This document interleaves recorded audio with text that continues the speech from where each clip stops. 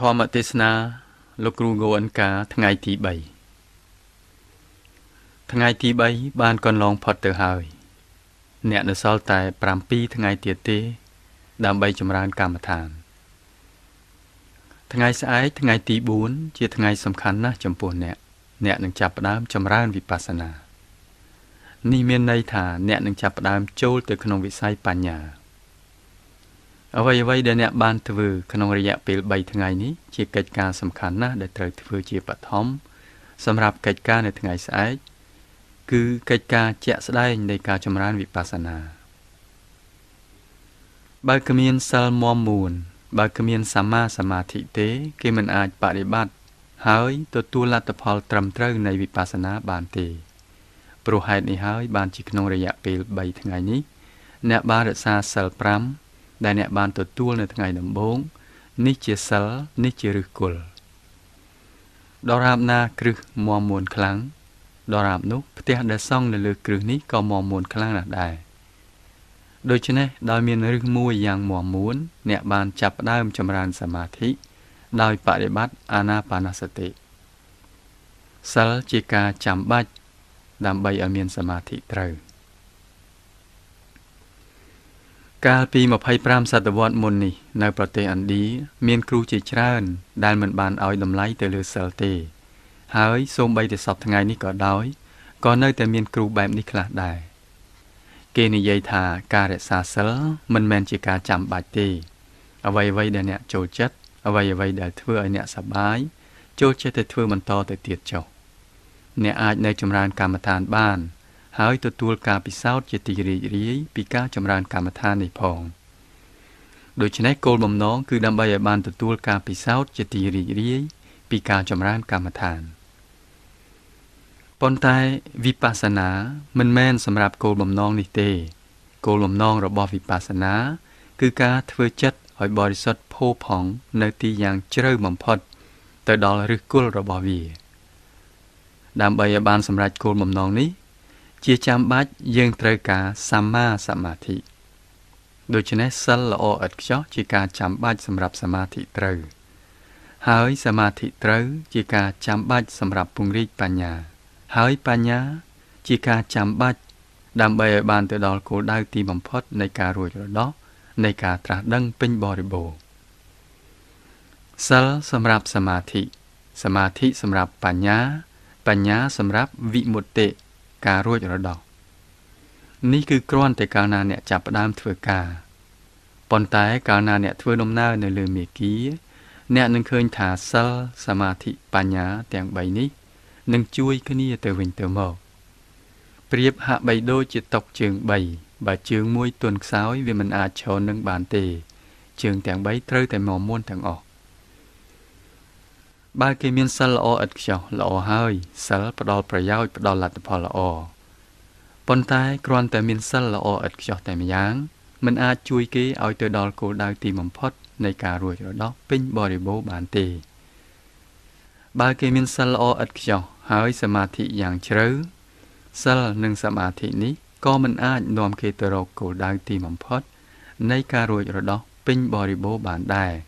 ត្រូវតែមានបញ្ញាជាការចាំបាច់ព្រះសិទ្ធត្ថគោតមដែលបានត្រាស់ដឹងពេញបរិបូរណ៍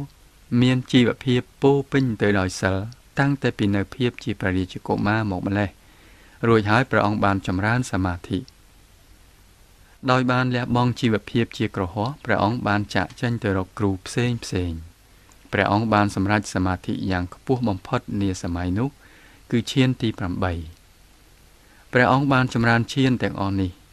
តែទ្រង់បានយល់ឃើញថានៅមិនទាន់បានរួចរដោះពេញបរិបូរណ៍នៅឡើយទេព្រះអង្គបានសង្កេតឃើញថានៅក្នុងទីជម្រៅនៃចិត្តនៅមានកិលេសដេកសំងំដូចជាភ្នំភ្លើងដេកសំងំនៅឡើយដរាបណានៅមានភ្នំភ្លើងទាំងនេះនៅឡើយដរាបនោះវានឹងអាចផ្ទុះឡើងនៅពេលណាមួយជាពុំខានវាអាចនឹងគ្របសង្កត់មកលើគេហើយជាថ្មីទៀតគេនឹងពោពេញទៅដោយទុក្ខ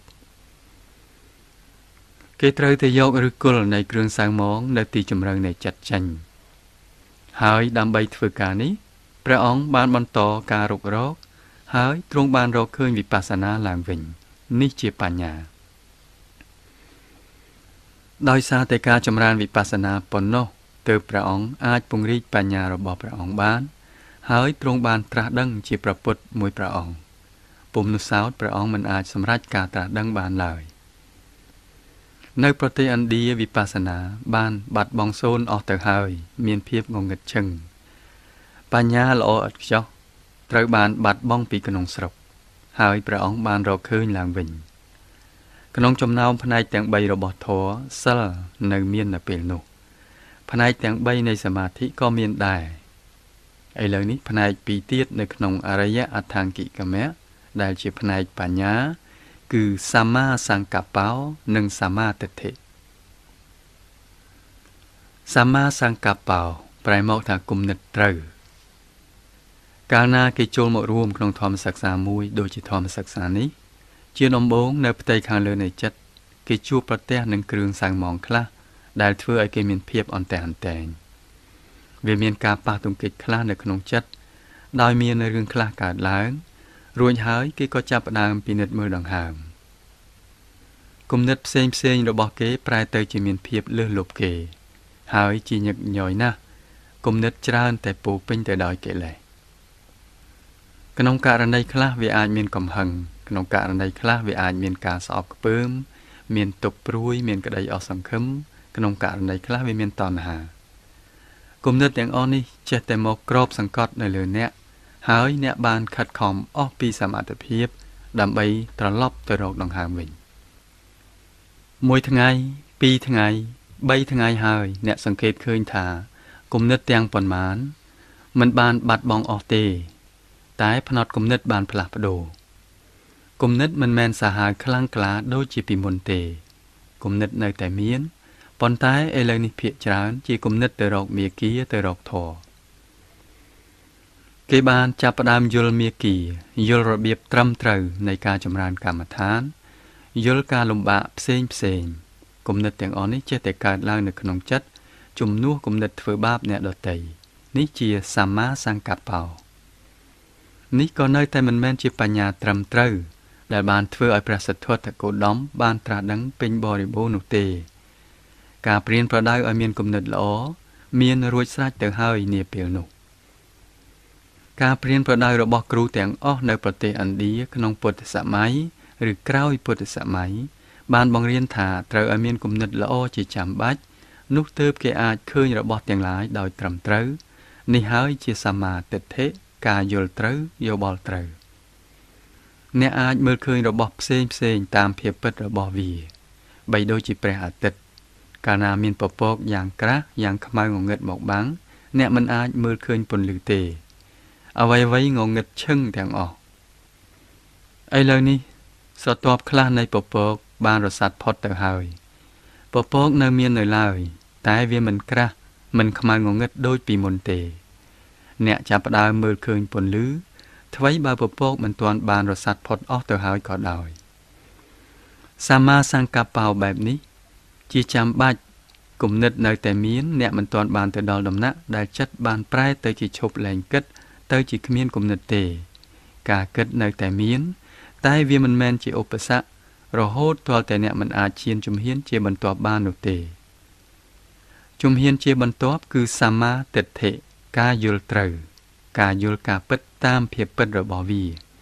នេះហើយជាបញ្ញាពិតប្រាកដបន្តិចម្ដងគេខិតទៅរកបញ្ញាដែលនឹងនាំទៅរកការរួចរដោះបញ្ញាមាន3ថ្នាក់ថ្នាក់ទី1តាមភាសានាសម័យនោះគេហៅថាសុតមយបញ្ញាថ្នាក់ទី2ហៅថាចន្តាមយបញ្ញាហើយថ្នាក់ទី3ហៅថាភាវនាមយបញ្ញាសុតមយបញ្ញាអ្នកបានឮបានអានអ្វីមួយនេះគឺជាបញ្ញារបស់អ្នកដទៃរបស់អ្នកប្រាជ្ញឬក៏របស់បុគ្គលអ្នកត្រាស់ដឹងអរិយបុគ្គលមួយអង្គសម្ដែងពីធម៌ដែលនឹងប្រែទៅជាគម្ពីរអ្នកបានស្ដាប់ផ្ទាល់ពីអរិយបុគ្គលនេះឬក៏បានអានគម្ពីរហើយអ្នកយល់ព្រមតាមអ្វីដែលបុគ្គលនេះបានសម្ដែងឬបានសរសេរជាញឹកញយណាស់អ្នកយល់ព្រមតាមដោយសារអ្នកមានសទ្ធាជ្រះថ្លាមានភក្ដីភាពចំពោះគម្ពីរពិសេសនេះដូច្នេះអ្នកយល់ព្រមតាម នេះជាការល្អជាការមានប្រយោជន៍ណាស់អ្នកទាំងឡាយណាដែលមិនបានលឺអ្វីសោះពីធម៌អ្នកទាំងឡាយណាដែលមិនបានអានអ្វីសោះពីការពិតអ្នកទាំងនោះនឹងស្ថិតនៅច្របូកច្របល់អស់មួយជីវិតយ៉ាងហោចណាស់បើគេបានស្ដាប់ធម៌នោះគេបានឮពាក្យសម្ដីល្អពាក្យសម្ដីត្រឹមត្រូវប៉ុន្តែនេះក៏មិនទាន់គ្រប់គ្រាន់ទេគ្រាន់តែពង្រីកសុតមយបញ្ញាបញ្ញាដែលគេបានឮពីអ្នកដទៃឬបានអាននៅទីណាមួយសុតមយបញ្ញានេះមិនអាចរំដោះអ្នកបានទេសុតមយបញ្ញាល្អណាស់ក្នុងន័យថាធ្វើឲ្យយើងមានសទ្ធាជ្រះថ្លានាំឲ្យយើងឈានជំហានជាបន្ទាប់ទៅទៀតហើយជំហានជាបន្ទាប់គឺចន្តាមយបញ្ញាដែលមានន័យថាការយល់ការពិតពង្រីកបញ្ញាតាមរយៈប្រាជ្ញាឆ្លៀសវៃមនុស្សជាសត្វលោកមានវិចារណញ្ញាណគេមិនត្រូវទទួលតាមអ្វីៗដោយងងឹតងងល់ទេគេត្រូវតែប្រើប្រាជ្ញាឆ្លៀសវៃប្រើវិចារណញ្ញាណរបស់គេអ្វីៗដែលខ្ញុំបានឮអ្វីៗដែលខ្ញុំបានអានតើវាសមហេតុសមផលឬទេតើអាចយកវាមកអនុវត្តបានឬទេគួរខ្ញុំទទួលយល់ព្រមឬទេតាមប្រាជ្ញាឆ្លៀសវៃគេសាកល្បងខំយល់ហើយសង្កេតឃើញថាមែនហើយវាសមហេតុសមផលណាស់វាស្របតាមវិទ្យាសាស្ត្រអាចទទួលយល់ព្រមតាមបានហើយគេក៏ទទួលយល់ព្រមតាមទៅនេះហើយជាជំហានទី2នៃបញ្ញាជាជំហានមួយសំខាន់ណាស់ជាជំហានមួយមានប្រយោជន៍ណាស់ពីព្រោះអ្នកមានសទ្ធាជ្រះថ្លាថែមទៀតហើយដឹងទិសដៅឆ្ពោះទៅរកជំហានទី3គឺភាវនាមយបញ្ញាភាវនាគឺកើតឡើងក្នុងបញ្ញានៃការពិសោធន៍របស់អ្នកផ្ទាល់ដោយចំពោះជំហាន2ដំបូងមាននៅក្នុងប្រទេសឥណ្ឌានាសម័យនោះការរកឃើញរបស់ព្រះពុទ្ធគឺផ្នែកទី3របស់ព្រះធម៌នេះគឺការពិសោធន៍ឃើញមានគ្រូជាច្រើនក្នុងពេលនោះដែលបង្រៀនថាចូលលះបង់លោភៈចូលលះបង់ទោសៈវត្ថុអារម្មណ៍នៃគ្រឿងវិញ្ញាណទាំងអស់ជារបស់មិនពិតជារបស់ក្លែងបន្លំហើយអ្នកចេះតែជាប់ចិត្តទៅលើវាអ្នកបង្កបង្កើតទុកចំពោះខ្លួនឯងចូលចេញឲ្យផុតពីការជាប់ចិត្តនេះចូលផ្ដាច់ខ្លួនចេញពីចំណងហើយអ្នកនឹងបានរួចផុតពីទុក្ខការព្រានប្រដៅទាំងអស់នេះមាននៅពេលនោះប៉ុន្តែតើធ្វើដូចម្ដេចដើម្បីចាកចេញឲ្យផុតពីទុក្ខបើគេបានពង្រីកភាវនាមយបញ្ញានៃការពិសោធន៍ដោយចំពោះរបស់គេការនេះចាប់ផ្ដើមជួយគេឲ្យរួចផុតពីទុក្ខបញ្ញាទី1និងទី2អាចមានប្រយោជន៍ណាស់ប៉ុន្តែវាក៏អាចជាអាក្រក់ណាស់ដែរជាញឹកញយណាស់វាប្រែទៅជាអាក្រក់ណាស់ឧទាហរណ៍ពីសុតមយបញ្ញាជនម្នាក់កើតនៅក្នុងគ្រួសារពិសេសមួយបានទទួលការអប់រំនៅក្នុងសង្គមពិសេសមួយមានភក្ដីភាពចំពោះប្រពៃណីចំពោះគម្ពីរ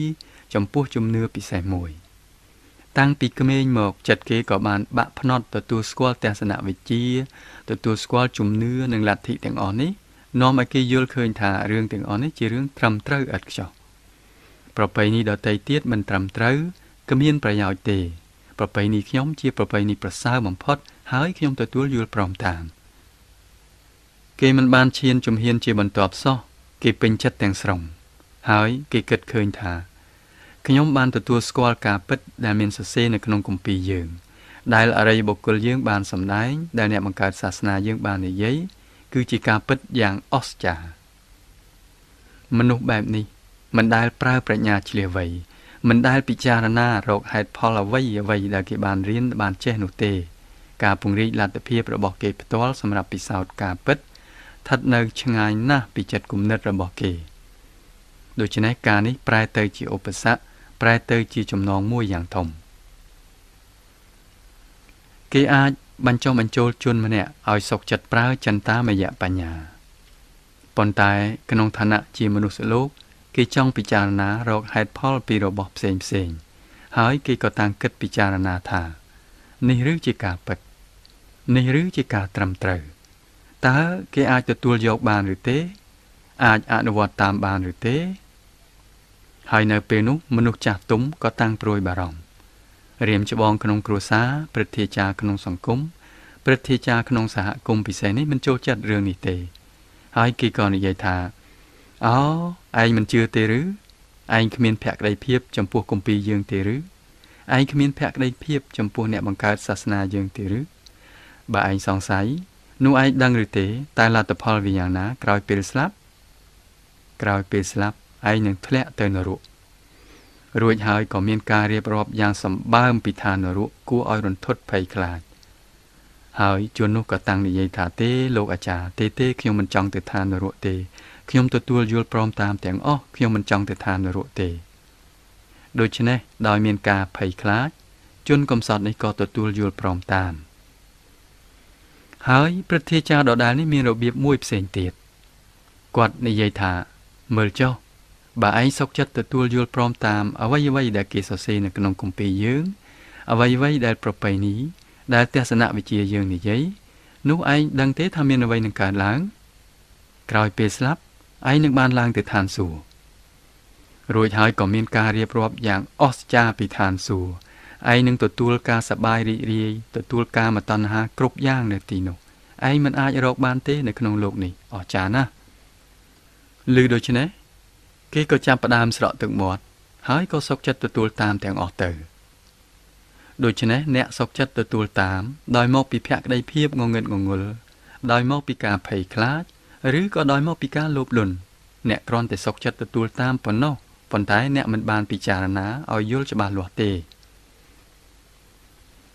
ទោះបីអ្នកខ្លះបានឈានជំហានជាបន្ទាប់ក៏ដោយក៏រឿងនេះអាចប្រែទៅជាចំណងមួយយ៉ាងធំដែរ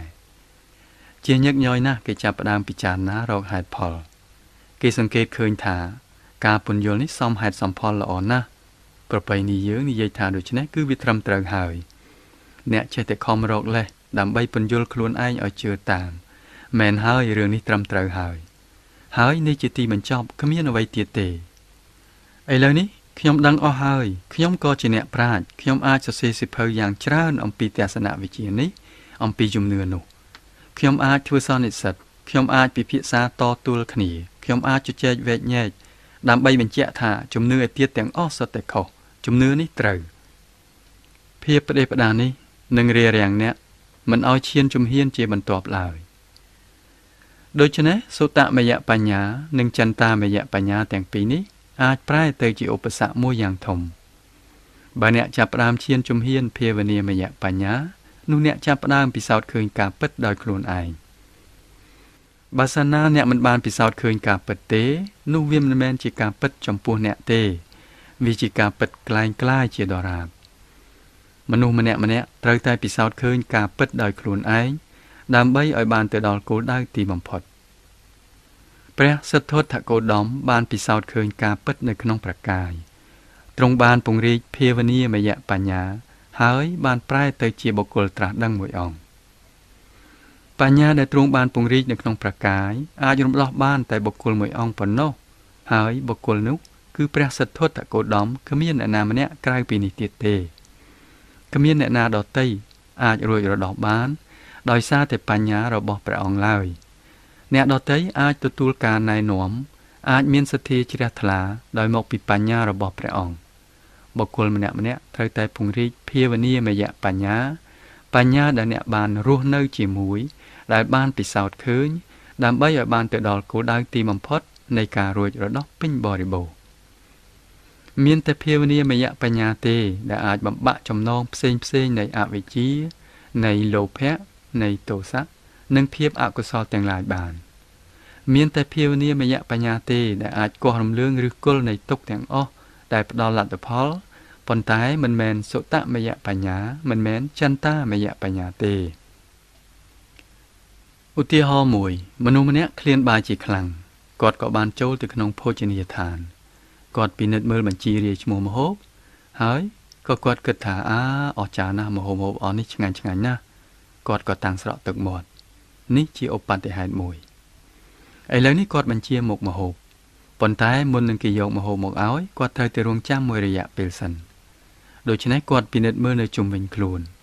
ហើយគាត់គិតថាអ្នកដែលមកមុននេះបានទទួលម្ហូបអាហាររបស់គេហើយគេបរិភោគហើយកំពុងតែឆ្ងាញ់នឹងម្ហូបអាហារនេះណាប្រកាសមែនហើយម្ហូបថ្ងៃនេះច្បាស់ជាមានរសជាតិណាស់គាត់ក៏តាំងស្រក់ទឹកមាត់ជាថ្មីទៀតនេះជាឧបតិហេតុទី2ឥឡូវនេះឧបតិហេតុទី3 គេបានលើកម្ហូបអាហារយកមកឲ្យគាត់ហើយគាត់ក៏ចាប់បរិភោគឧបតិហេតុទី1គឺសុតមយបញ្ញាគាត់បានមើលបញ្ជីរាយឈ្មោះម្ហូបគាត់មិនទាន់បានភ្លក់ម្ហូបអាហារនៅឡើយទេឧបតិហេតុទី2គឺចន្តាមយបញ្ញាពីព្រោះគាត់ដឹងដោយប្រាជ្ញាឆ្លៀសវៃថាទឹកមុខមនុស្សទាំងនេះបានធ្វើឲ្យគេដឹងថាកំពុងតែឆ្ងាញ់នឹងម្ហូបអាហាររបស់គេមិនទាន់បានភ្លក់នៅឡើយទេលុះត្រាតែលើកទី3គឺនៅពេលដែលគាត់ចាប់ផ្ដើមបរិភោគហើយដឹងរសជាតិអាហារនោះទើបគាត់ដឹងថាឆ្ងាញ់ប្រកបមែនឧទាហរណ៍មួយទៀតមានមនុស្សម្នាក់មានជំងឺហើយក៏ទៅរកគ្រូពេទ្យពិនិត្យមើលគាត់ហើយសរសេរសម្បត្តិបញ្ជាទិញថ្នាំនៅលើក្រដាសមួយសន្លឹកអ្នកជំងឺសប្បាយចិត្តណាស់ហើយក៏ត្រឡប់មកផ្ទះវិញគាត់មានភក្ដីភាពជាខ្លាំងចំពោះគ្រូពេទ្យរបស់គាត់អត់មានអ្វីទាស់ខុសទេគេត្រូវតែមានភក្ដីភាពចំពោះគ្រូពេទ្យរបស់គេចំពោះអ្នកព្យាបាលជំងឺរបស់គេអញ្ចឹងហើយប៉ុន្តែបើភក្ដីភាពប្រែទៅជាភក្ដីភាពងងឹតងងុលនោះនៅពេលដែលទៅដល់ផ្ទះគាត់នឹងយករូបចម្លាក់ឬរូបថតរបស់គ្រូពេទ្យមកដាក់នៅលើអាសនៈគាត់ថ្វាយបង្គំថ្វាយបង្អែមទៀនធូបផ្លែផ្ការួចហើយក៏ដើរប្រទក្សិណថ្វាយបង្គំ3ដងទាញសម្បត្តិទិញថ្នាំចេញមកហើយចេះតែសូត្រថាមួយគ្រាប់ពេលព្រឹកមួយគ្រាប់ពេលល្ងាចមួយគ្រាប់ពេលព្រឹកមួយគ្រាប់ពេលល្ងាចតើវាជួយគាត់យ៉ាងដូចម្តេចកើតតើការសូត្រនេះនឹងផ្ដល់អ្វីឲ្យគាត់កាលណាភក្ដីភាពនិងសទ្ធាប្រែទៅជាងងឹតងងុលនោះភាពផ្ដេសផ្ដាសបែបនេះនឹងកើតឡើងឥឡូវនេះឧបតិហេតុទី2ទោះបីជាយ៉ាងណាក៏ដោយសត្វមនុស្សជាសត្វមានវិចារណញ្ញាណដូច្នេះគាត់ក៏ទៅសួររកគ្រូពេទ្យថាហេតុអ្វីក៏លោកគ្រូពេទ្យចេញសញ្ញាក្រដាសនេះឲ្យខ្ញុំតើវាអាចជួយខ្ញុំយ៉ាងដូចម្តេចកើតគ្រូពេទ្យជាបញ្ញាវន្តក៏ឆ្លើយថាជំងឺរបស់អ្នកវាយ៉ាងនេះហើយមូលហេតុវាយ៉ាងនេះបើអ្នកឯងលេបថ្នាំទៅមូលហេតុនឹងត្រូវរលើងដាច់ឬគល់អស់ដែរអស្ចារ្យណាស់ឥឡូវខ្ញុំយល់ហើយគ្រូពេទ្យខ្ញុំអស្ចារ្យណាស់ថ្នាំរបស់ខ្ញុំអស្ចារ្យណាស់ហើយឥឡូវនេះតើគាត់ធ្វើអីទៀតដល់ពេលត្រឡប់មកផ្ទះវិញគាត់ក៏តាំងឆ្លោះប្រកែកជាមួយនឹងអ្នកជិតខាងទេមិនកើតទេគ្រូពេទ្យរបស់អ្នកទាំងអស់គ្នាមិនកើតទេគ្រូពេទ្យខ្ញុំអស្ចារ្យណាស់ថ្នាំដែលគ្រូពេទ្យអ្នកឯងបង្គាប់ឲ្យប្រើមិនកើតទេថ្នាំដែលគ្រូពេទ្យខ្ញុំបង្គាប់ឲ្យប្រើទើបអស្ចារ្យគេចេះតែឆ្លោះប្រកែកគេមិនលេបថ្នាំទេគេចេះតែឆ្លោះប្រកែកនឹងអ្នកដទៃនេះហើយជារឿងដែលធ្លាប់កើតឡើងអ្នកប្រាជ្ញអរិយបុគ្គលត្រាស់ដឹងទាំងអស់កាលណាលោកឃើញមនុស្សរងទុក្ខលោកចេញសម្បត្តិបញ្ជាធម៌ឲ្យបើអ្នកបដិបត្តិសិលបើអ្នកបដិបត្តិសមាធិបើអ្នកបដិបត្តិបញ្ញាអ្នកនឹងរួចចាកផុតពីទុក្ខប៉ុន្តែគេមិនសាកល្បងបដិបត្តិទេគេចាប់ផ្ដើមបង្កើតនិកាយគេបង្កើតជំនឿបង្កើតលទ្ធិគេបង្កើតពិធីបូជាពិធីផ្សេងហើយក៏នៅជាប់ជំពាក់នៅក្នុងរឿងទាំងអស់នោះទៅបញ្ញាទី3ភាវនាមយបញ្ញាគឺយកធម៌មកអនុវត្តនៅក្នុងការរស់នៅតាមការពិសោធន៍ដោយចំពោះមានតែការពិសោធន៍របស់អ្នកផ្ទាល់ដោយចំពោះទេដែលនឹងផ្ដល់ផលប្រយោជន៍ឥឡូវនេះការលំបាកនឹងកើតឡើងតើធ្វើដូចម្តេចដើម្បីឲ្យមានការពិសោធន៍ដោយចំពោះពីបាតុភូតចិត្តនឹងកាយនេះតើធ្វើដូចម្តេចដើម្បីពិសោធន៍ឲ្យឃើញថាវាមានអន្តរកម្មប្រព្រឹត្តទៅវិញទៅមកជាប់ជានិច្ចហើយដោយមកពីហេតុនេះបានជាមានភាពអកុសលកើតឡើងវាចាប់ផ្ដើមបង្កើនចំនួនវាចាប់ផ្ដើមគ្របសង្កត់មកលើអ្នកហើយដោយយល់រឿងហេតុនេះតើធ្វើយ៉ាងដូចម្តេចដើម្បីឲ្យអ្នកអាចបញ្ឈប់ភាពអកុសលនេះបានបើវាបានកើតឡើងរួចហើយអ្នកមិនត្រូវបណ្ដោយឲ្យវាបង្កើនចំនួនហើយគ្របសង្កត់មកលើអ្នកទេគេត្រូវតែពង្រីកលទ្ធភាពដើម្បីពិសោធន៍ឲ្យឃើញថារឿងទាំងអស់នេះកំពុងតែកើតឡើងនៅក្នុងទីជម្រៅនៃចិត្តគឺកិច្ចការនេះហើយដែលអ្នកបានធ្វើក្នុងរយៈពេល3ថ្ងៃកន្លងទៅនេះលុះត្រាតែអ្នកមានលទ្ធភាពគឺមានឥន្ទ្រីទើបអ្នកអាចចម្រើនវិបស្សនាបានពុំនោះសោតអ្នកចម្រើនមិនបានទេឧទាហរណ៍បើអ្នកគ្មានឥន្ទ្រីភ្នែកអ្នកមិនអាចមើលឃើញអ្វីទេបើអ្នកគ្មានឥន្ទ្រីត្រចៀកអ្នកមិនអាចស្ដាប់ឮអ្វីបានទេដូចគ្នានេះដែរលុះត្រាតែអ្នកមានឥន្ទ្រីចិត្តដែលនឹងនាំអ្នកទៅរកទីជម្រៅនៃអន្តរកម្មចិត្តនិងកាយទើបអ្នកអាចទៅដល់ទីជម្រៅនេះបានឧទាហរណ៍មួយមានមិត្តសម្លាញ់2នាក់ជាក្មេងទីទាល់ក្ររស់នៅដោយសារការសុំទានគេ វាដើរទៅសុំទានម្ហូបអាហារនៅទីកន្លែងផ្សេងក្មេងម្នាក់ងងឹតភ្នែកពីកំណើតថ្ងៃមួយក្មេងដែលងងឹតភ្នែកនោះក៏ចាប់ឈឺក្មេងជាមិត្តម្នាក់ទៀតក៏និយាយថាមិនអីទេឯងនៅទីនេះចុះខ្ញុំនឹងទៅសុំទានគេរួចហើយយើងអាចហូបជាមួយគ្នាដោយសន្តិភាពហើយក្មេងនេះក៏ចេញដំណើរទៅគាត់ជួននៅថ្ងៃនោះមានស្ត្រីមេផ្ទះចិត្តល្អម្នាក់មានចិត្តអាណិតអាសូរជាខ្លាំងគាត់ក៏បានឲ្យបង្អែមយ៉ាងឆ្ងាញ់ទៅក្មេងនោះនៅប្រទេសឥណ្ឌាយើងហៅថាខៀរគឺជាបង្អែមធ្វើពីទឹកដោះគោធ្វើពីបាយផ្លែឈើក្រៀមនិងស្ករឡាគាត់ក៏បានឲ្យបង្អែមនេះទៅស្មូមក្មេងសប្បាយចិត្តណាស់ប៉ុន្តែបង្អែមនេះជាវត្ថុរាវហើយវាគ្មានកំប៉ុងដាក់ទេដូច្នេះវាមិនអាចយកទៅឲ្យមិត្តស្មូមរបស់វាបានឡើយត្រឡប់មកផ្ទះវិញហើយក៏និយាយដោយស្មោះត្រង់ទៅប្រាប់មិត្តថាថ្ងៃនេះខ្ញុំសុំទានគេបានខៀរឆ្ងាញ់ណាស់ប៉ុន្តែខ្ញុំស្ដាយណាស់ដោយមិនបានយកខ្លះមកឲ្យឯងពីព្រោះខ្ញុំគ្មានកំប៉ុងដាក់ក្មេងងងឹតភ្នែកក៏ឆ្លើយឡើងថាមិនអីទេបើឯងមិនបានយកមកឲ្យខ្ញុំក៏ហីទៅចុះប៉ុន្តែចូលឯងនិយាយប្រាប់មកខ្ញុំមើលតើខៀរនោះវាយ៉ាងម៉េចទៅអោឯងមិនដឹងថាខៀរនោះវាយ៉ាងម៉េចទេខ្ញុំមិនដឹងទេអោខៀរពណ៌វាសធ្វើពីទឹកដោះគោទើបពណ៌វាស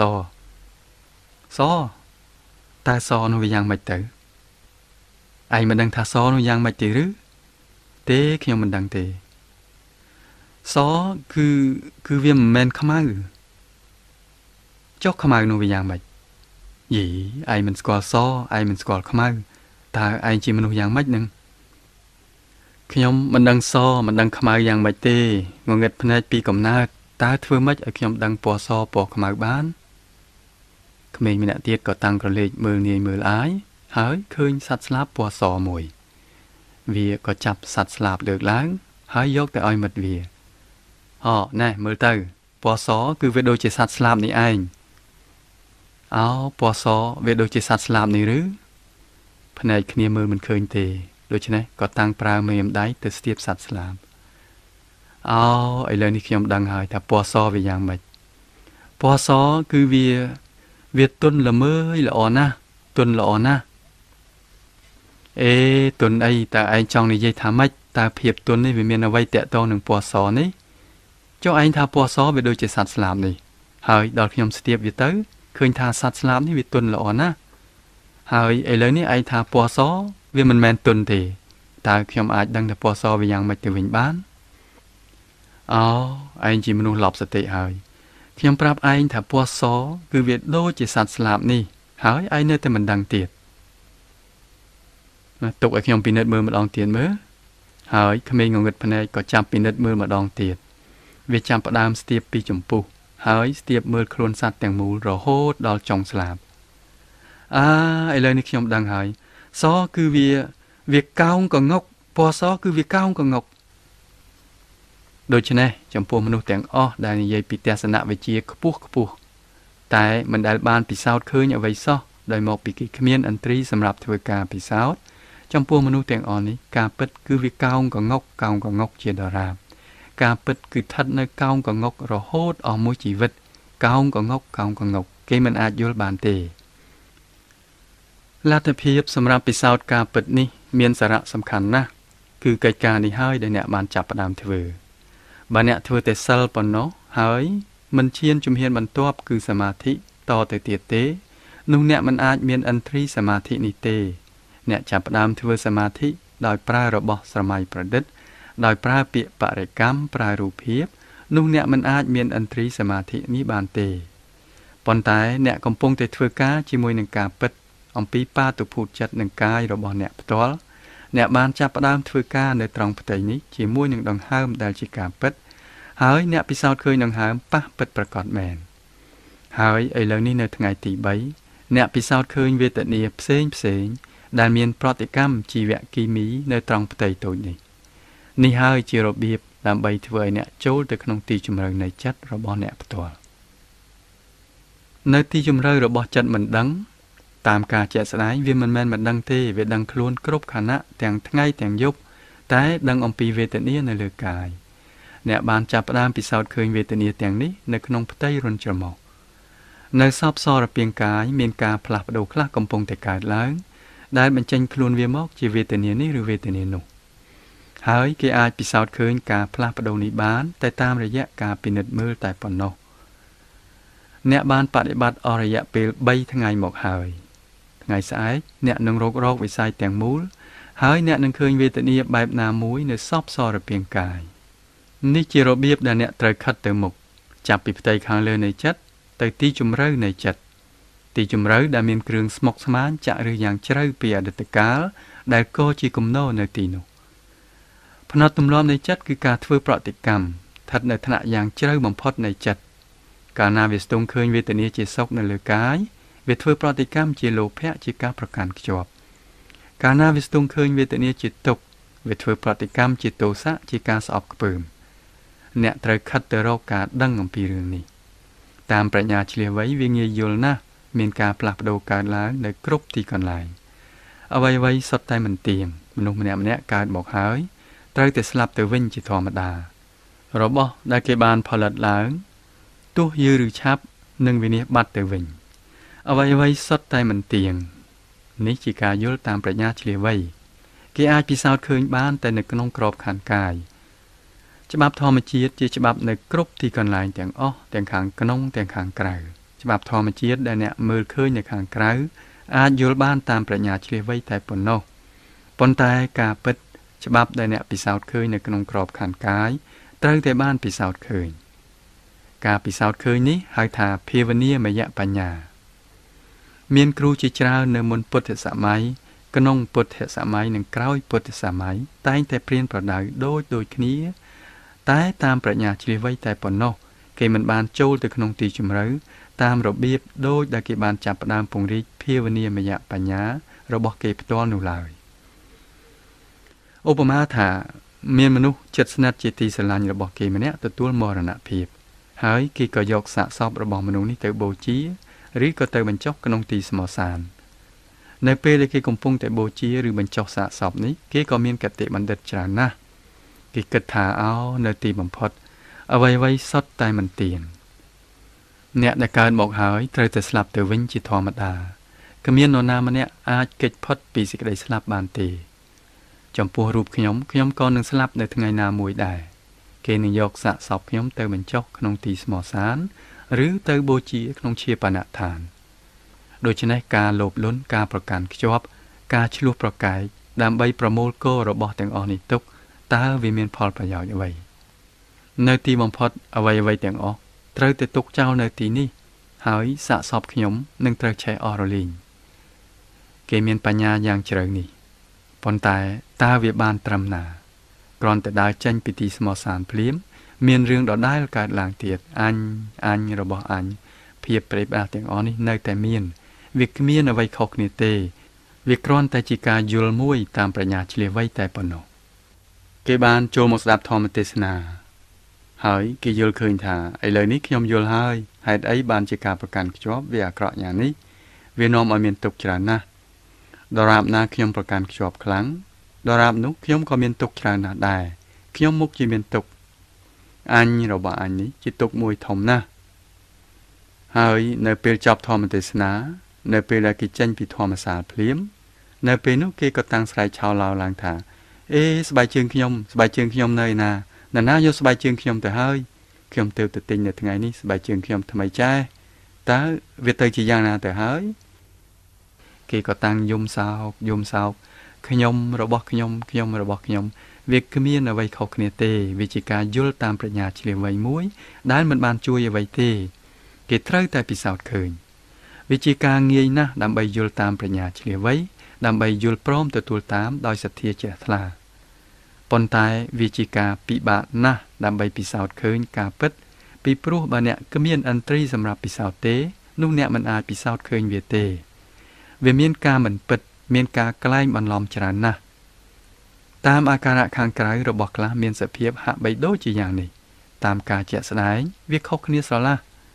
ឧទាហរណ៍ពេលយប់អ្នកដុតចង្កៀងឬទៀនមួយហើយអ្នកចូលទៅសម្រានព្រឹកស្អែកភ្ញាក់ពីសម្រានអ្នកឃើញពន្លឺទៀនឬពន្លឺចង្កៀងអ្នកមានការចាប់អារម្មណ៍ថានេះជាទៀនដដែលជាពន្លឺដដែលតើទៀនឬចង្កៀងដដែលនោះយ៉ាងដូចម្តេចកើត គ្រប់ពេលអណ្ដាតភ្លើងមួយឆេះហើយរលត់បាត់ទៅវិញអណ្ដាតភ្លើងមួយទៀតឆេះហើយរលត់បាត់ទៅវិញអណ្ដាតភ្លើងមួយទៀតឆេះជំនួសហើយរលត់បាត់ទៅវិញទៀតវាគ្មានពេលចន្លោះទេវាកើតឡើងជាប់រហូតមិនដាច់ហើយវានាំឲ្យមានការយល់ថាអណ្ដាតភ្លើងដដែលជាពន្លឺដដែលតើពន្លឺវាដដែលយ៉ាងដូចម្តេចកើតបើវាជាពន្លឺដដែលហេតុអ្វីក៏ក្រុមហ៊ុនអគ្គិសនីទារប្រាក់នៅពេលដែលដាច់ខែម្ដងណែឯងបានប្រើភ្លើងអស់ប៉ុណ្ណេះគិតជាប្រាក់អស់ប៉ុណ្ណោះតើសម្រាប់ធ្វើអីនេះជាពន្លឺផ្ទាល់របស់ខ្ញុំនេះជាគន្លឹះកងតាក់ដែលខ្ញុំបានទិញពីផ្សារមកក្រុមហ៊ុនអគ្គិសនីទារប្រាក់នេះគឺវាត្រឹមត្រូវហើយពីព្រោះគេបង្កើតអគ្គិសនីដើរតាមខ្សែភ្លើងហើយគេប្រើប្រាស់ភ្លើងនេះអគ្គិសនីថ្មីចូលមកជំនួសអគ្គិសនីចាស់យ៉ាងរហ័សជាអតិបរមាអគ្គិសនីចាស់បានរលត់បាត់ទៅអគ្គិសនីថ្មីឆេះជំនួសវាយ៉ាងរហ័សជាអតិបរមាដែលនាំឲ្យមានការយល់ខុសថាជាអគ្គិសនីដដែលនឹងឧទាហរណ៍មួយទៀតនៅពេលព្រឹកអ្នកឆ្លងទន្លេទៅត្រើយម្ខាងអ្នកធ្វើការនៅទីនោះពេញមួយថ្ងៃរួចហើយជិះកប៉ាល់ឆ្លងត្រឡប់មកត្រើយខាងនេះវិញអ្នកចាប់អារម្មណ៍ថាអ្នកបានឆ្លងទន្លេដដែលនឹងតើនេះជាទន្លេដដែលយ៉ាងម៉េចកើតសូម្បីអ្នកគ្រាន់តែមុជក្នុងទន្លេនេះក៏ដោយអ្នកមុជទៅក្នុងទឹករួចងើបក្បាលឡើងវិញមុជលើកទី2លើកទី3ហើយងើបក្បាលឡើងវិញអ្នកចាប់អារម្មណ៍ថាមុជនៅក្នុងទន្លេដដែលនឹង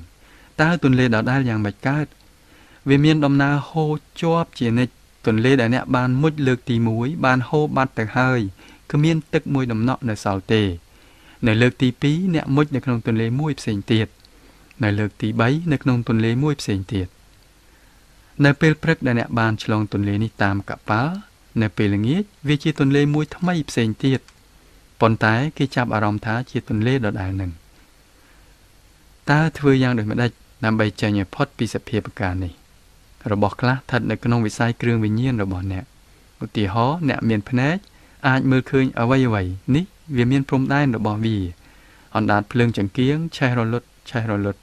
បើអ្នកពិនិត្យមើលដោយម៉ត់ចត់អ្នកនឹងសង្កេតឃើញថាមែនហើយឆេះរលត់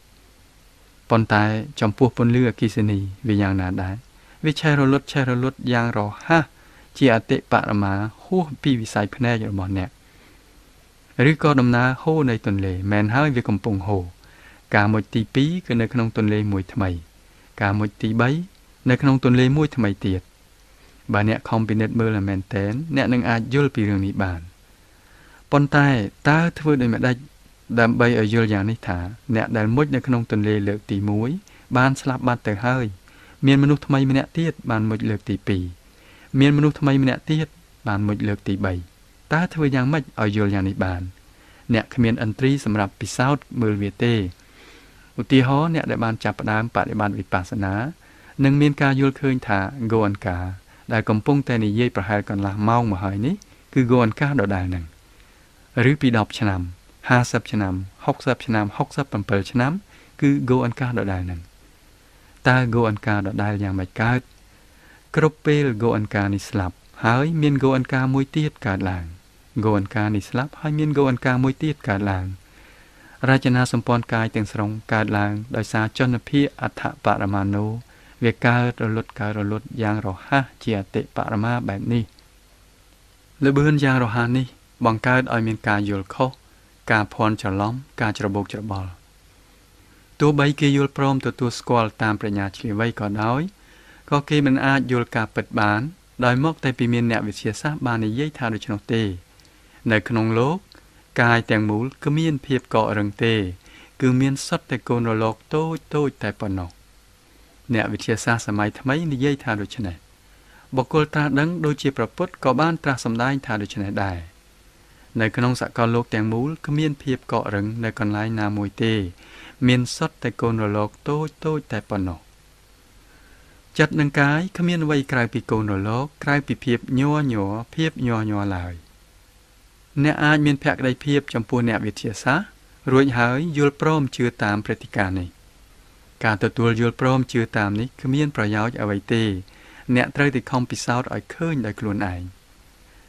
នេះហើយគឺការដែលបុគ្គលត្រាស់ដឹងបានបដិបត្តិដើម្បីឲ្យបានទៅដល់គោលដៅទីបំផុតនៃការរួចរដោះពេញបរិបូរណ៍ នេះហើយជាការដែលម្នាក់ៗត្រូវធ្វើដើម្បីឲ្យយល់ពីការផ្លាស់ប្ដូរពិតៗដែលកើតឡើងគ្រប់ខណៈផ្លាស់ប្ដូរយ៉ាងរហ័សជាអតិបរមាក្មេងម្នាក់កើតមកអ្នកឃើញក្មេងនេះស្អាតល្អទន់ភ្លន់ណាស់រួចហើយអ្នកឃើញវា10ឆ្នាំក្រោយមកទៀតមានការផ្លាស់ប្ដូរយ៉ាងច្រើនហើយអ្នកឃើញក្មេងនេះក្នុងចន្លោះ20ឆ្នាំមានការផ្លាស់ប្ដូរយ៉ាងច្រើន30 40 60 80ឆ្នាំមិនគួរឲ្យជឿតើក្មេងដដែលនឹងឬអ្វីតើវាប្រែមកជាយ៉ាងនេះតាមរបៀបណាវាមិនមែនថានៅពេលគម្រប់10ឆ្នាំវាចូលទៅដេកហើយមានព្រះអាទិទេពខ្លាំងពូកែណាមួយអង្គយកដំបងទឹកមកក្រវះពីលើរួចហើយវាភ្ញាក់ឡើងហើយកើតជាមនុស្សថ្មីនោះទេមិនមែនយ៉ាងដូច្នោះទេរាល់ពេលមានការផ្លាស់ប្ដូរកើតឡើងគ្រប់ខណៈផ្លាស់ប្ដូរធំឡើងចាស់ឡើងនេះជាច្បាប់ធម្មជាតិបើគេទទួលស្គាល់ច្បាប់ធម្មជាតិតាមប្រាជ្ញាឆ្លៀសវៃឬដោយភក្តីភាពវាមិនមានប្រយោជន៍អ្វីសោះឡើយវាគ្រាន់តែជាការសប្បាយឬជាការកំសាន្តខាងប្រាជ្ញាឆ្លៀសវៃខាងភក្តីភាពតែប៉ុណ្ណោះវាមិនជួយអ្វីទេប៉ុន្តែកាលណាអ្នកចាប់ផ្ដើមពិសោធន៍ឃើញតាមការជាក់ស្ដែងនោះការពិសោធន៍នេះនឹងធ្វើឲ្យមានការផ្លាស់ប្ដូរធំណាស់នេះហើយជាការដែលអ្នកចាប់ផ្ដើមធ្វើវាគ្រាន់តែជាជំហានមួយយ៉ាងតូចហើយមាគ៌ានៅវែងឆ្ងាយណាស់គេត្រូវទៅរុករកដល់ទីជម្រៅនៅខាងក្នុងដើម្បីឲ្យយល់ថាតើរចនាសម្ព័ន្ធកាយនេះវាយ៉ាងដូចម្ដេចតើចិត្តនេះវាយ៉ាងដូចម្ដេចហើយតើអន្តរកម្មវាមានឥទ្ធិពលទៅវិញទៅមកនេះយ៉ាងដូចម្ដេចនៅទីជម្រៅគឺកិច្ចការនេះហើយដែលធ្វើឲ្យព្រះអង្គបានត្រាស់ដឹងពេញបរិបូរណ៍ដោយបែងចែកបំបែកភាគលំអិតរំលាយឲ្យរលាយទាំងស្រុងព្រះអង្គបានទៅដល់ដំណាក់ដែលបានឃើញការពិតចុងបំផុតពីកាយពីចិត្តពីធម៌ពីចេតសិកដែលកើតឡើងនៅក្នុងចិត្តរួចហើយព្រះអង្គទៅហួសពីនេះទៅទៀតហើយពិសោធន៍ឃើញអ្វីដែលនៅហួសពីចិត្តនិងកាយដោយបែងចែកបំបែកភាគលំអិតឲ្យទៅជាភាគតូចព្រះអង្គបានទៅដល់ចន្ទភាគអដ្ឋបរមាណូដែលល្អិតជាទីបំផុតដែលផ្សំបញ្ចូលគ្នាកើតបានជាកាយទាំងមូលហើយដែលព្រះអង្គបានប្រទានឈ្មោះថាកាលបៈមានន័យថាភាគកាយមួយយ៉ាងតូចបំផុតដែលមិនអាចបំបែកតទៅទៀតបានព្រះអង្គប្រទានឈ្មោះថាអដ្ឋកាលបៈអដ្ឋមានន័យថា8គឺមានរបស់8រួមបញ្ចូលគ្នាកើតបានជាមួយភាគនេះហើយរបស់ទាំង8នេះមិនអាចបំបែកចេញពីគ្នាបានទៀតទេវានៅជាមួយគ្នាជាដរាបមានធាតុមូលដ្ឋាន4គឺទឹកដីភ្លើងនិងខ្យល់ធាតុនីមួយមានលក្ខណៈរបស់វាផ្ទាល់4ទៀតរួមបញ្ចូលជាមួយគ្នាទាំងអស់ត្រូវជា8លក្ខណៈសំខាន់ណាស់ហើយគេអាចពិសោធន៍ឃើញវាបានកាលណាគេទៅដល់ដំណាក់នេះវាប្រែទៅជាងាយយល់អំពីចិត្តនៅថ្នាក់ជ្រៅទីបំផុតដែរនេះជាការពិតនៅថ្នាក់ទីបំផុតនេះជាការពិតអំពីធម៌ទាំងអស់នៅទីបំផុតហើយការនេះបានធ្វើឲ្យព្រះអង្គយល់ថាតើបាតុភូតចិត្តនិងកាយនេះវាយ៉ាងដូចម្ដេចដោយមានល្បឿនយ៉ាងលឿនបែបនេះកូនរលកទាំងអស់របស់ទាំងឡាយវាកើតរលត់ព្រះអង្គមានព្រះបន្ទូលថាក្នុងរយៈពេលផ្ទាត់ម្រាមដៃម្ដងឬក្នុងរយៈពេលតែមួយប្រព្រឹត្តភ្នែកប៉ុណ្ណោះចន្ទភាគអដ្ឋបរមាណូល្អិតនេះវាកើតរលត់រាប់សែនកោដដងអ្នកវិទ្យាសាស្ត្របស្ចិមប្រទេសម្នាក់មានសេចក្តីសន្និដ្ឋានដូចគ្នានេះដែរសាស្ត្រាចារ្យម្នាក់នៅសាកលវិទ្យាល័យ Berkeley សហរដ្ឋអាមេរិកបានសិក្សាសាកល្បងឲ្យយល់អំពីដំណើរប្រព្រឹត្តទៅនៃបរមាណូមួយសតវត្សមកហើយដែលអ្នកវិទ្យាសាស្ត្របស្ចិមប្រទេសបានដឹងច្បាស់ថាគ្មានភាពកករឹងនៅក្នុងលោកកាយទេវាមានសុទ្ធតែកូនរលកតូចតែប៉ុណ្ណោះអ្នកវិទ្យាសាស្ត្រពិសេសនេះចង់ដឹងថាតើក្នុងមួយវិនាទីចន្ទភាគយ៉ាងតូចបំផុតនេះវាកើតរលត់ប៉ុន្មានដង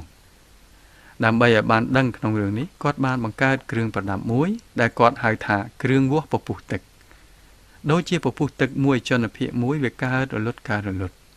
ដោយយកគ្រឿងវាស់ពពុះទឹកនេះមកប្រើគាត់បានរកឃើញហើយក៏ប្រកាសថាក្នុងមួយវិនាទីចន្ទភាគអដ្ឋបរមាណូល្អិតបំផុតនេះវាកើតរល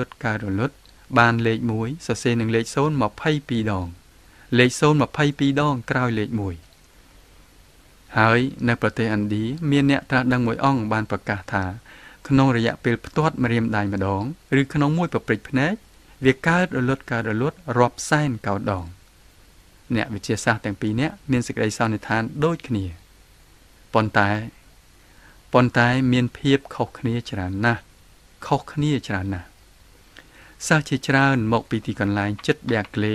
បានមកប្រទេសឥណ្ឌាហើយបានចូលមករួមក្នុងធម្មសិក្សាផ្សេងគេបានដឹងរឿងពីសាស្ត្រាចារ្យនេះគាត់ជាសាស្ត្រាចារ្យម្នាក់យ៉ាងល្បីល្បាញគាត់បានទទួលអនិច្ចកម្មទៅហើយគាត់បានទទួលរង្វាន់ Nobel នេះគេមិនមែនឲ្យទៅនរណាម្នាក់ក៏បាននោះទេគេត្រូវតែរកឃើញរបស់អ្វីមួយដែលមនុស្សទាំងឡាយមិនទាន់ស្គាល់ដូច្នេះគាត់ជាមនុស្សឆ្នើមម្នាក់ដោយការចង់ដឹង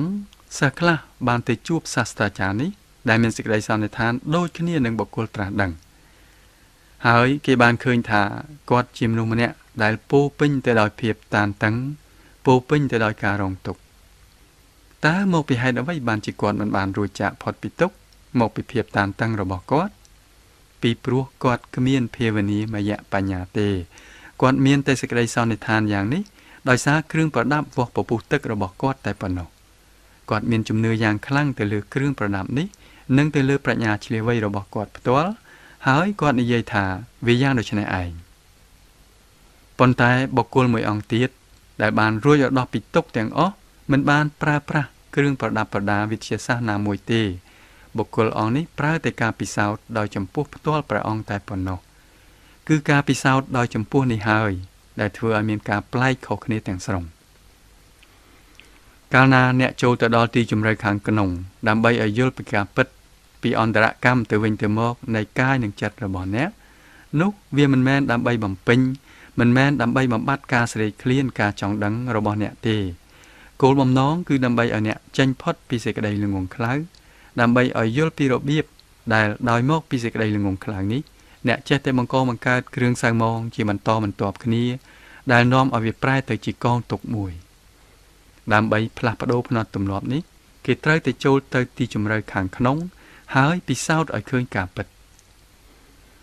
តទី1ដែលអ្នកពិសោធន៍ឃើញគឺការពិតពីការផ្លាស់ប្ដូរគ្រប់ខណៈមានការផ្លាស់ប្ដូរមួយកើតឡើង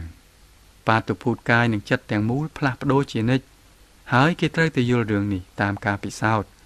បើអ្នកចេះតែបែងចែកបំបែកភាគលំអិតរំលាយឲ្យអស់អ្នកនឹងឃើញថាគ្មានអ្វីសោះឡើយនៅក្នុងរចនាសម្ព័ន្ធកាយនិងរចនាសម្ព័ន្ធចិត្តទាំងមូលនេះហើយជាកិច្ចការដែលភាវនាមយៈបញ្ញានឹងធ្វើឥឡូវនេះគេពិសោធន៍ឃើញអនិច្ចាជាការផ្លាស់ប្ដូរគេមិនមែនទទួលស្គាល់ការផ្លាស់ប្ដូរទៅតាមប្រាជ្ញាឈ្លាសវៃដោយភក្តីភាពតែប៉ុណ្ណោះទេគេទទួលស្គាល់តាមការជាក់ស្ដែងផ្លាស់ប្ដូរជាដំបូងអ្នកជួបប្រទះនឹងការពិតយ៉ាងកករឹងយ៉ាងខ្លាំងក្លាតាមអាការៈខាងក្រៅកាយនេះចំជាកករឹងធ្វើពីឆ្អឹងនិងសាច់លាក់អ្វីដែលអ្នកស្ទង់ដឹងនៅលើកាយសុទ្ធតែកករឹងសុទ្ធតែខ្លាំងក្លាដូចជាភាពគៀបសង្កត់ភាពធ្ងន់ភាពស្រពន់ធាតុក្តៅការឈឺចុកចាប់លាក់ទាំងអស់នេះចំជាកករឹងចំជាខ្លាំងក្លាតាមរបៀបដូចគ្នានេះដែរនៅពេលដែលអ្នកបានចាប់ផ្ដើមពិនិត្យមើលផ្ទៃរន្ធច្រមុះអ្នកក៏ចាប់ផ្ដើមពិនិត្យមើលរបស់ផ្សេងនៅពាសពេញកាយផងដែរអ្នកនឹងសាកល្បងពិនិត្យមើលដោយឥតលំអៀងអ្នកមិនអាចពិនិត្យមើលដោយឥតលំអៀងគ្រប់ខណៈបានទេគេត្រូវតែប្រើពេលច្រើនណាស់ប៉ុន្តែអ្នកត្រូវតែចាប់ផ្ដើមធ្វើការតាមរបៀបនេះឯងជួនកាលអ្នកអាចពិនិត្យមើលការពិតដោយឥតលំអៀងបានមួយរយៈពេលហើយនៅពេលដែលអ្នកពិនិត្យមើលដោយឥតលំអៀងអ្នកនឹងសង្កេតឃើញថាចិត្តប្រែទៅជាមុតឡើងកាលណាចិត្តប្រែទៅជាមុតឡើងវាក៏ចាប់ផ្ដើមពិសោធន៍ឃើញការពិតល្អិតអន់ឡើងដែរអ្នកចាប់ផ្ដើមទម្លុះទម្លាយចូលតាមភាពខ្លាំងក្លាភាពកករឹងហើយអ្នកពិសោធន៍ឃើញការពិតល្អិតអន់ឡើងរហូតទាល់តែអ្នកពិសោធន៍ឃើញថារចនាសម្ព័ន្ធកាយនិងរចនាសម្ព័ន្ធចិត្តទាំងមូលគឺគ្មានអ្វីក្រៅពីភាពញ័រពពុះទឹកកូនរលកតូចកើតរលត់នោះទេគឺជាដំណើរហូតទៅជាដំណើរចូលជន់ជាប់ជានិច្ចមួយរួចហើយអ្នកពិសោធន៍ឃើញការពិតនៃសេចក្តីមិនទៀងនេះមិនមែនជាល្បែងខាងប្រាជ្ញាឈ្លាសវៃវាមិនមែនជាល្បែងខាងការរំជួលចិត្តឬខាងភក្តីភាពមួយប៉ុណ្ណោះទេ វាជាការពិសោធន៍យ៉ាងជាក់ស្ដែងពីការពិតដែលថាអ្វីៗដែលអ្នកពិសោធន៍ឃើញនៅក្នុងក្របខ័ណ្ឌកាយជាដំណើរហូតទៅជាដំណើរចូលជន់ជាប់ជានិច្ចមួយដែលផ្លាស់ប្ដូរគ្រប់ខណៈរួចហើយភាពផ្ដេសផ្ដាសក៏រលាយបាត់ទៅតើភាពផ្ដេសផ្ដាសមកពីអ្វីភាពផ្ដេសផ្ដាសមកពីការប្រកាន់ខ្ជាប់ទៅលើរចនាសម្ព័ន្ធកាយទៅលើរចនាសម្ព័ន្ធចិត្តទៅលើរចនាសម្ព័ន្ធទាំងពីររួមបញ្ចូលគ្នាតើមានគោលបំណងយ៉ាងណាបានជាពង្រីកលោភៈឬទោសៈទៅលើរបស់ដែលមិនថិតថេរយ៉ាងនេះ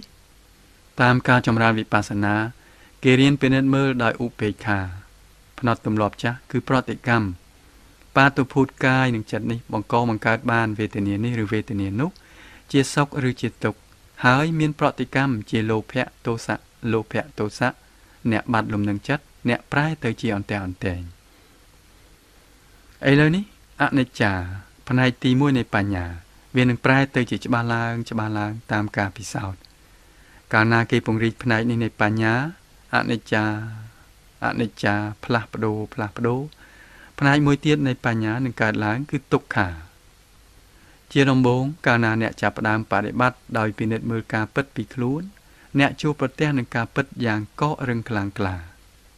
វេទនាដែលមានភាពឈឺចុកចាប់នេះ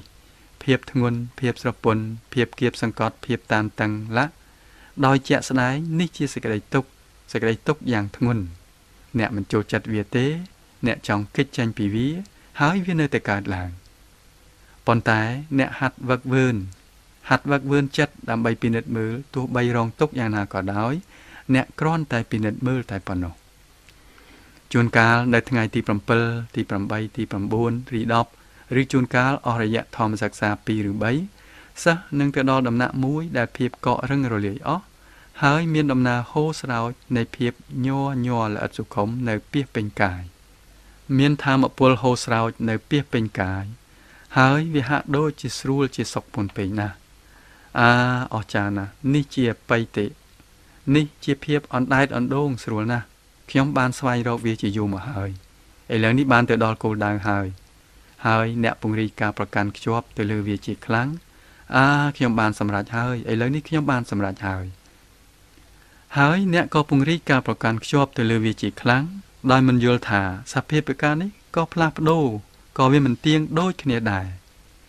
នៅពេលព្រឹកអ្នកមានការពិសោធន៍យ៉ាងអស្ចារ្យពីដំណើរហូរស្រោចនៃធម៌ពលនៅពាសពេញកាយហើយនៅពេលរសៀលវាក៏ផ្លាស់ប្ដូរជាថ្មីទៀតអ្នកមានការឈឺចុកចាប់មានភាពធ្ងន់និងភាពស្រពន់អ្នកចូលទៅរកគ្រូហើយនិយាយថាលោកគ្រូអស្ចារ្យណាស់ការចម្រើនកម្មដ្ឋានពេលព្រឹករបស់ខ្ញុំអស្ចារ្យណាស់ប៉ុន្តែឥឡូវនេះវាចំជាអាក្រក់អ្នកប្រែទៅជារងទុក្ខពីព្រោះអ្នកពង្រីកការប្រកាន់ខ្ជាប់ទៅលើរបស់ខ្លះដែលមិនថិតថេររួចហើយវាប្រែទៅជាច្បាស់ណាស់ថាមិនមែនគ្រាន់តែវេទនាជាទីមិនរីករាយប៉ុណ្ណោះទេដែលជាទុក្ខតែវេទនាជាទីរីករាយក៏ដោយក៏ជាទុក្ខដែរពីព្រោះអ្នកមាននិន្នាការពង្រីកការប្រកាន់ខ្ជាប់ទៅលើវាការប្រកាន់ខ្ជាប់នីមួយមានន័យដូចគ្នានឹងទុក្ខដែរអ្នកគង់តែមានទុក្ខពីព្រោះអ្វីដែលអ្នកប្រកាន់ខ្ជាប់ជារបស់មិនទៀងមិនថិតថេរទេទុក្ខនៃការឈឺចាប់ទុក្ខនៃវេទនាជាសុខនៅលើកាយនឹងប្រែទៅជាច្បាស់ឡើងផ្នែកទី3នៃបញ្ញានឹងកើតឡើងវានឹងប្រែទៅជាច្បាស់ណាស់អនត្តាប្រែមកថាមិនមែនខ្ញុំមិនមែនរបស់ខ្ញុំវាហាក់ដូចជាមានខ្ញុំនៅក្នុងខ្លួនវាហាក់ដូចជាយ៉ាងនេះវាហាក់ដូចជារបស់ខ្ញុំប៉ុន្តែបើអ្នកបដិបត្តិតទៅមុខទៀតតាមការពិសោធន៍មិនមែនតាមប្រាជ្ញាឈ្លាសវៃនោះវាប្រែទៅជាច្បាស់ណាស់តើអ្វីទៅជាខ្ញុំនេះអ្នករកវិស័យកាយនិងចិត្តទាំងមូលនៅក្នុងខ្លួននិងវិស័យទាំងពីរនេះរួមបញ្ចូលគ្នាអ្នកមិនជួបប្រទះអ្វីក្រៅពីកូនរលកតូចពីពពុះទឹកកើតរលត់នោះទេឥឡូវនេះតើពពុះទឹកតើកូនរលកណាមួយជាខ្ញុំវារលត់បាត់ទៅហើយដូច្នេះខ្ញុំរលត់បាត់ទៅហើយប៉ុន្តែដើម្បីឲ្យងាយយល់ក្នុងការប្រស័យតាក់ទងគ្នាយើងប្រើពាក្យទាំងនេះខ្ញុំរបស់ខ្ញុំអ្នករបស់អ្នកតាមការជាក់ស្ដែងវាគ្មានខ្ញុំគ្មានរបស់ខ្ញុំទេយើងត្រូវតែប្រើពាក្យទាំងអស់នេះបើមិនអញ្ចឹងទេតើយើងអាចនិយាយថាដុំពពុះទឹកនេះ និយាយទៅរកដុំពពុះទឹកនោះយ៉ាងមិនកើតនិយាយមិនកើតទេយើងត្រូវតែប្រើពាក្យនេះគឺខ្ញុំរបស់ខ្ញុំអ្នករបស់អ្នកឡានេះជាការពិតតាមអាការៈខាងក្រៅវាហាក់ដូចជាយ៉ាងនេះប៉ុន្តែការពិតទីបំផុតបរមត្ថសច្ចៈគឺវាគ្មានអ្វីក្រៅពីកូនលោកតូចក្រៅពីភាពញ័រនោះឡើយគ្មានខ្លឹមសារទេនេះជាអនត្តាដល់អាយុបាន40ឆ្នាំគេឆ្លុះកញ្ចក់មើលមុខគេមើលឃើញសក់ស្កូវរបាយអាចខ្លាខ្ញុំចាស់ហើយទេមិនកើតទេហើយគេក៏ទៅរត់ទៅរកហាងទៅទិញថ្នាំលាបសក់ខ្ញុំនៅក្មេងទេតាគេសាកល្បងបំភាន់អ្នកដទៃគេសាកល្បងបំភាន់ខ្លួនឯងប៉ុន្តែតើគេបំភាន់ធម្មជាតិបំភាន់ច្បាប់បំភាន់ធម៌យ៉ាងដូចម្តេចកើតគេនៅតែចាស់ចេះតែទ្រុឌទ្រោមចេះតែស្លាប់គ្រប់ពេលអ្នកចេះតែស្លាប់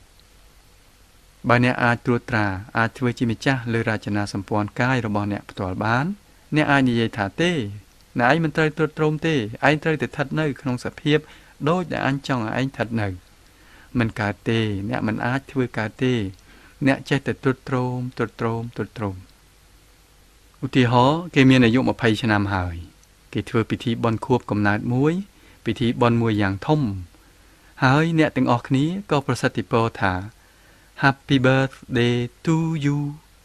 សូមឲ្យអ្នកមានសិរីសួស្តីក្នុងឱកាសបុណ្យខួបកំណើតនេះសូមឲ្យអ្នកមានសិរីសួស្តីក្នុងឱកាសបុណ្យខួបកំណើតនេះជនកំសត់នេះមិនយល់ថាគេខិតចិត្តទៅរកទីស្មោះសានបាន20ឆ្នាំទៅហើយនោះទេតើរឿងនេះជាសិរីសួស្តីយ៉ាងដូចម្តេចកើតប៉ុន្តែរឿងនេះមិនមែនមានន័យថាកាលណាថ្ងៃខួបកំណើតមកដល់អ្នកត្រូវតែយំថាខ្ញុំបានចូលទៅចិត្តសេចក្តីស្លាប់បាន1ឆ្នាំទៀតហើយនោះទេព្រះធម៌មិនមែនបង្រៀនអ្នកឲ្យអ្នកយំទេអ្នកយល់ការពិតនេះជាព្រឹត្តិការណ៍មួយឥឡូវពេលប៉ុណ្ណោះបានកន្លងផុតទៅហើយខ្ញុំមិនដឹងថាតើនៅសល់ពេលប៉ុន្មានទៀតទេប៉ុន្តែចំពោះពេលដែលនៅសល់ខ្ញុំត្រូវតែប្រើឲ្យបានយ៉ាងប្រសើរបំផុតនេះហើយជាបញ្ញាកាលណាទុក្ខាអនិច្ចាអនត្តាប្រែទៅជាច្បាស់នៅពេលនោះអ្នកបានតាំងសុបនៅក្នុងបញ្ញាមួយជំហានម្ដងអ្នកកំពុងតែខិតទៅរកគោលដៅទីបំផុតនៅពេលនោះក្នុងការរស់នៅរាល់ថ្ងៃអ្នកសង្កេតឃើញថាបញ្ញារបស់អ្នកកើតឡើងដោយឯងក្នុងការប្រស័យតាក់ទងជាមួយនឹងអ្នកដទៃក្នុងការដោះស្រាយបញ្ហាផ្សេងអ្នកយល់ឃើញថានេះជាការពិតតាមអាការៈខាងក្រៅអ្នកមិនអាចនិយាយថាជញ្ជាំងនេះគ្រាន់តែជាដុំនៃភាពញ័រនៃកូនលោកតូចហើយជើងខ្ញុំនេះក៏ជាកូនលោកតូចដែរបើខ្ញុំទាត់ជញ្ជាំងនេះជើងខ្ញុំគ្រាន់តែទម្លុះវាចូលទៅតែប៉ុណ្ណោះវាមិនមែនយ៉ាងដូច្នេះទេជើងអ្នកនឹងបាក់ដូច្នេះតាមអាការៈខាងក្រៅវាត្រូវមែនហើយថាជញ្ជាំងនេះជារបស់ជាប់រឹងតែតាមផ្លូវបរមត្ថវាគ្រាន់តែជាភាពញ័រតែប៉ុណ្ណោះជញ្ជាំងនេះគ្រាន់តែជាភាពញ័រដែរអ្នកមិនបានពង្រីកការប្រកាន់ខ្ជាប់ទៅលើវាទេកាលណាការនេះចាប់ផ្ដើមកើតឡើងអ្នកចេះរបៀបដើម្បីពិនិត្យមើលរបស់ផងទាំងឡាយ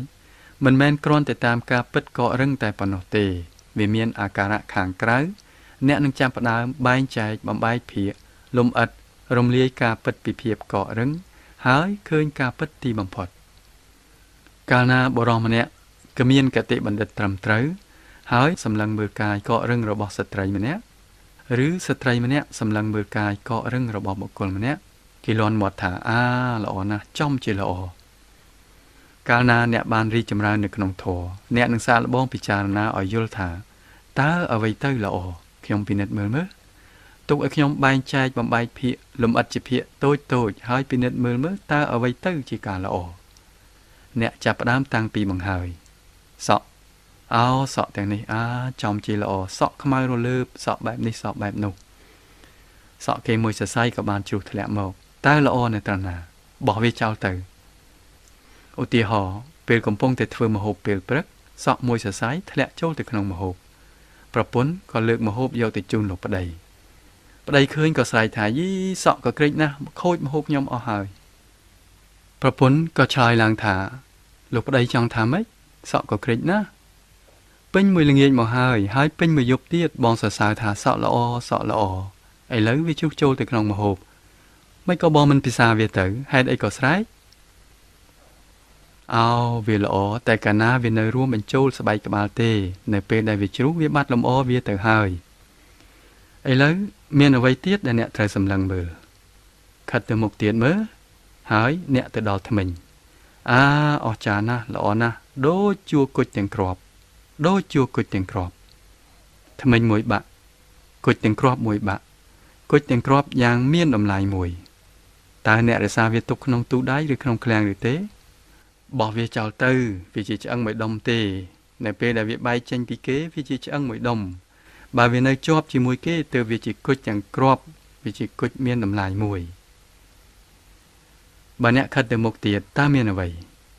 ក្រចកទាំងនេះក្រចកល្អបែបនេះហើយមានលាបពណ៌យ៉ាងរលោងត្រូវនឹងពណ៌សាច់ឬពណ៌អាវពណ៌សំពត់ល្អណាស់រឿងដដែលកើតឡើងនារីកំសត់កាត់ក្រចកក៏ធ្លាក់ចូលទៅក្នុងម្ហូបប្តីឃើញក៏ស្រែកថាយីក្រចកក៏ខ្វក់ណាស់តើលោកប្តីចង់និយាយថាម៉េចក្រចកក៏ខ្វក់យ៉ាងម៉េចកើតក្រចកនេះល្អណាស់ក្រចកលាបពណ៌ភ្លឺរលោងហើយម្ហូបអាហារក៏ឆ្ងាញ់ថែមទៀតបូកបញ្ចូលគ្នាទៅវាល្អពីរជាន់ទៅហើយលោកប្តីអញ្ជើញពិសាវាទៅនេះមិនមែនមានន័យថាព្រះធម៌នឹងបង្រៀនឲ្យអ្នកស្អប់អ្នកដទៃទេបើគេចូលកាន់តែជ្រៅទៅដោយបានយល់បានពង្រីកបញ្ញារបស់ខ្លួនផ្ទាល់ចិត្តប្រែទៅជាបរិសុទ្ធឡើងហើយចិត្តបរិសុទ្ធជាចិត្តពោពេញទៅដោយមេត្តាសេចក្តីស្រឡាញ់គ្មានព្រំដែនទៅដោយករុណាសេចក្តីអាណិតអាសូរគ្មានព្រំដែនទៅដោយមុទិតាសេចក្តីអបអរសាទរចំពោះជោគជ័យរបស់អ្នកដទៃគ្មានព្រំដែនទៅដោយឧបេក្ខាសេចក្តីមិនលំអៀងចិត្តគ្មានព្រំដែនអ្នកមិនអាចស្អប់នរណាម្នាក់បានទេគឺមានតែមេត្តាករុណាសុឆន្ទៈតែប៉ុណ្ណោះមេគីនាំយើងទៅដល់ដំណាក់ដែលយើងបានរួចចាកផុតពីទុក្ខទាំងអស់យើងបានរួចផុតពីកិលេសទាំងអស់ហើយរស់នៅក្នុងជីវភាពនៃបុគ្គលត្រាស់ដឹងដែលបានរួចរដោះពិតប្រាកដគឺជាជីវភាពល្អមួយចំពោះខ្លួនឯងនិងចំពោះអ្នកដទៃមនុស្សម្នាក់ត្រូវតែបដិបត្តិដើម្បីជីវភាពល្អនេះជាការប្រសើរណាស់ដែលអ្នកបានមកចូលរួមចម្រើនកម្មដ្ឋាននៅទីនេះក្នុងរយៈពេល3ថ្ងៃអ្នកបានធ្វើការរៀបចំមួយយ៉ាងត្រឹមត្រូវថ្ងៃស្អែកអ្នកនឹងចូលទៅក្នុងវិស័យបញ្ញាដោយចាប់ផ្ដើមចម្រើនវិបស្សនាប៉ុន្តែចូលយល់ថាកាលណាអ្នកចាប់ផ្ដើមវិបស្សនាចូលគម្រោងចាំថានៅពេលដែលអ្នកចាប់ផ្ដើមពិនិត្យមើលការពិតភ្លាមអ្នកនឹងឃើញជនភាពអដ្ឋបរមាណូរាប់សែនកោដដងកើតរលត់នោះទេមិនមែនដូច្នោះទេជាដំបូងអ្នកនឹងមានការឈឺចុកចាប់ភាពគៀបសង្កត់ភាពធ្ងន់រួចហើយបន្តិចម្ដងវានឹងត្រូវរលាយបាត់ទៅវិញអ្នកនឹងស្ទង់ឃើញដំណើរហូតទៅនៃធម៌ពលមួយប៉ុន្តែចូលគម្រោងចាំអ្វីឲ្យសោះចូលទុកឲ្យវាកើតឡើងពីខណៈមួយទៅខណៈមួយពីខណៈមួយទៅខណៈមួយចូលគ្រាន់តែទទួលស្គាល់ការពិតពីខណៈមួយទៅខណៈមួយហើយចូលទុកឲ្យធម្មជាតិទុកឲ្យធម៌បំពេញតួនាទីនេះចុះអ្នកគ្រាន់តែទទួលស្គាល់អ្វីដែលកើតឡើងនៅពេលនេះនៅក្នុងក្របខ័ណ្ឌកាយតែប៉ុណ្ណោះដោយមិនប្រើការស្រមៃប្រឌិតមិនប្រើពាក្យបរិកម្មមិនប្រើរូបភាពទ្រង់ទ្រាយអ្វីទាំងអស់ការពិតតាមភាពពិតរបស់វាពីបាតុភូតកាយនិងចិត្តរបស់អ្នកហើយជាការប្រកបណាស់កិច្ចបដិបត្តិនេះនឹងជួយអ្នកឲ្យទៅដល់គោលដៅទីបំផុតអ្នកចំណាយពេល10ថ្ងៃអ្នកត្រូវតែបានទទួលលទ្ធផលយ៉ាងប្រសើរបំផុតជាពុំខានចូលបដិបត្តិដោយវាងវៃដោយខ្លាំងក្លា